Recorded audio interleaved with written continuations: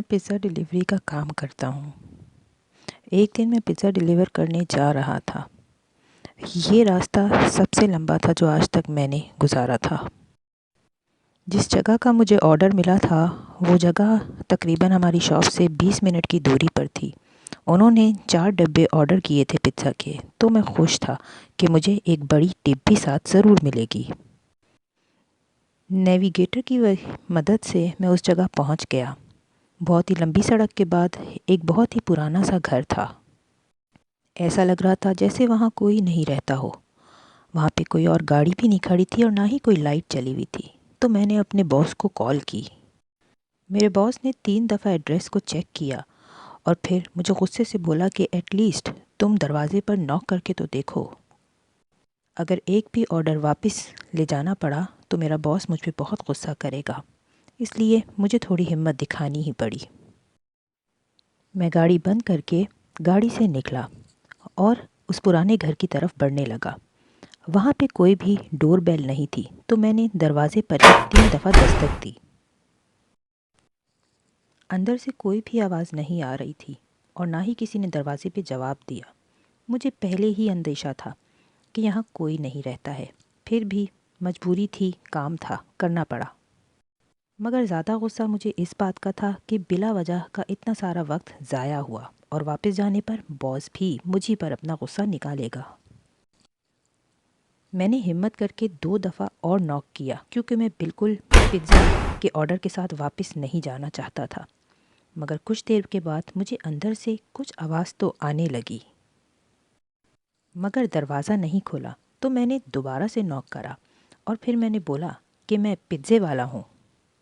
میں واپس جانے ہی لگا کہ مجھے کھڑکی میں کوئی کھڑا ہوا نظر آیا۔ میں کہہ نہیں سکتا کہ وہ مرد تھا یا عورت، مگر وہ آنکھیں مجھے دکھائی دیں۔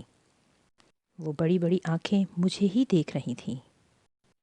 میں ڈر گیا اور مجھ سے پزا بھی گر گیا۔ بس یہی ہوا تھا کہ میں وہاں سے بھاگ نکلا۔ 2 دفعہ چلانے پر گاڑی نہیں چلی، پھر تیسری دفعہ میں نے زور لگا کے ریس دی اور پھر گاڑی سٹارٹ ہو ہی گئی۔ میں بہت ڈرا ہوا تھا، میرا دل زور زور سے دھڑک رہا تھا۔ گاڑی عجیب طریقے سے ہل رہی تھی، جیسے کچھ کسی نے کیا ہو۔ گاڑی بہت دھکے کھا رہی تھی اور پھر ایک دم سے گاڑی رک گئی۔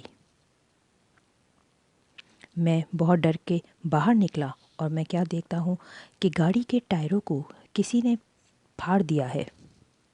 گاڑی کے ٹائروں میں بالکل بھی ہوا نہیں ہے۔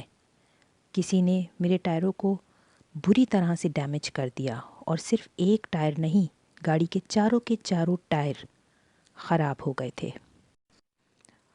مجھے یہی خیال آیا کہ جب میں دروازے پر دستک دے رہا تھا تبھی کسی نے میری گاڑی کا یہ حال کیا ہے۔ میں فوراً گاڑی کے اندر بیٹھ کر گاڑی کو لاک کر دیا۔ میں اس جگہ سے بالکل بھی دور نہیں جا سکا تھا، مطلب کہ میں اس گھر کو یہاں بیٹھے بیٹھے بھی دیکھ سک رہا تھا۔ ڈر کے مارے میں نے 911 پہ کال کی اور ان کو اپنی سچویشن کا بتایا۔ آپریٹر نے کہا کہ پولیس جلد ہی وہاں پہنچ جائے گی، مگر تب تک آپ گاڑی کے اندر ہی بیٹھیں۔ میں نے اس سے پوچھا کہ گاڑی سے دور بھاگ جانا بہتر ہے یا پھر گاڑی کے اندر رہنا، تو آپریٹر نے کہا کہ بہتر یہی ہے کہ آپ اندر رہیں اور گاڑی کو اچھی طرح سے لاک کر کے چھپ جائیں۔ آپریٹر نے مجھ سے لائن پر ہی رہنے کو کہا۔ میرا پورا بدن بہت کانپ رہا تھا کیونکہ وہاں بہت اندھیرا تھا اور دور دور تک نہ کوئی گھر نہ کوئی لائٹ تھی۔ چاروں طرف جنگل ہی جنگل تھا۔ میں یہی سوچ رہا تھا کہ پولیس کو پہنچنے میں تو بہت دیر لگ جائے گی اور میں بہت انکمفرٹیبل فیل کر رہا تھا کیونکہ میں اس جگہ کے اتنے قریب تھا جس نے بھی میری گاڑی کا یہ حال کیا ہے۔ اس کا یہاں پہنچنا کوئی مشکل بات نہیں تھی۔ جو اگلی چیز مجھے نظر آئی وہ دل دہلا دینے والی تھی اور میں بالکل بھی یہ توقع نہیں کرتا کہ کسی کے بھی ساتھ ایسا واقعہ پیش آئے جو میں نے دیکھا۔ میں کیا دیکھتا ہوں کہ وہاں پیچھے ایک عورت کھڑی ہے۔ غالباً یہ وہی عورت تھی جو گھر کے اندر سے مجھے دیکھ رہی تھی اور اس کی وہ مسکراہٹ۔ ڈر کے مارے میں جنگل کی طرف دوڑا اور جتنی زور سے چیخ سکتا تھا میں چیخا اور جتنی تیز بھاگ سکتا تھا میں بھاگا۔ وہاں ایک درخت کٹا پڑا ہوا تھا، میں اس کے پیچھے جا کے چھپ گیا۔ میں نے اپنے منہ کو اپنے ہاتھوں سے بند کر دیا تاکہ میرے زور زور سے سانس لینے پر کسی کو پتہ نہ چلے۔ वहाँ मैं छुप गया और ऐसा लगा जैसे बहुत वक्त गुजर गया, लेकिन इतना वक्त नहीं गुजरा था। एकदम से मुझे पुलिस के सायरन्स की आवाज़ आई और मैं वापस गाड़ी की तरफ, मेन रोड की तरफ भागा। जितना तेज़ मैं भाग सकता था मैं भागा और दूर से मुझे पुलिस की गाड़ियों की नीली और लाल लाइटें नज़र आ रही थीं। मैंने शुक्र किया और मैं और तेज़ से भागने लगा। पुलिस वाले मेरी ही गाड़ी की जांच पड़ताल कर रहे थे।